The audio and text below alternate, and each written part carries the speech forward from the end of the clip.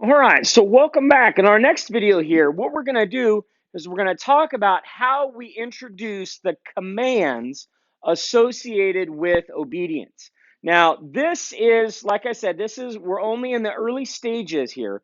So we're going to keep this very, very simple. All right, but what I want to do, once we have acclimated the dog to wearing a leash and the sensation that something is going to pull on him to communicate with him, the next thing we need to do is we need to be able to do that in accordance with a command.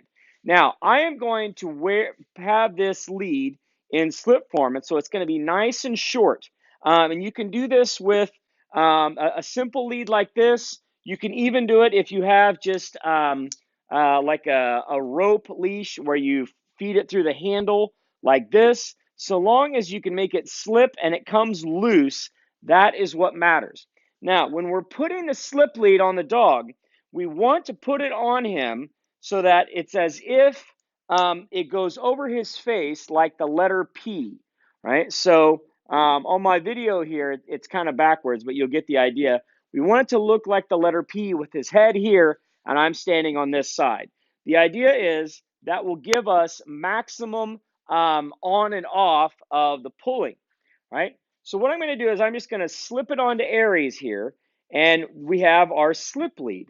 Now, Aries has been working with me, and he already knows how to handle the leash. So we've been pulling him in one direction or another. Good boy. Just pulling him from one spot to another. And once we have him walking back and forth nicely, once he is already doing the command, doing the thing we want, then we can add the word. Because what he is doing right now is he is doing heel. Good. Heel. Good boy. Heel. Now, when I am saying heel to the dog, there's a couple of important things that we are looking at here. Heel should mean nose in front of me, tail behind me, and about a foot away. Now, when I am doing heel, I have my dog's heel on the left side because I am a right-handed shooter. So generally speaking, if you are right-handed, you heel your dog on the left. If you are left-handed, you usually heel your dog on the right. The appeal for this is that if you are shooting and your shot is ejecting out of your gun, you want it to go away from the dog so it does not distract the dog. Now, I can do a couple of things with heel. First off, I'm doing this indoors. I'm doing this in an area that Aries is very comfortable with. He sleeps in here. This is an area he has been a lot. Doing this in an area with minimal distractions is essential to success.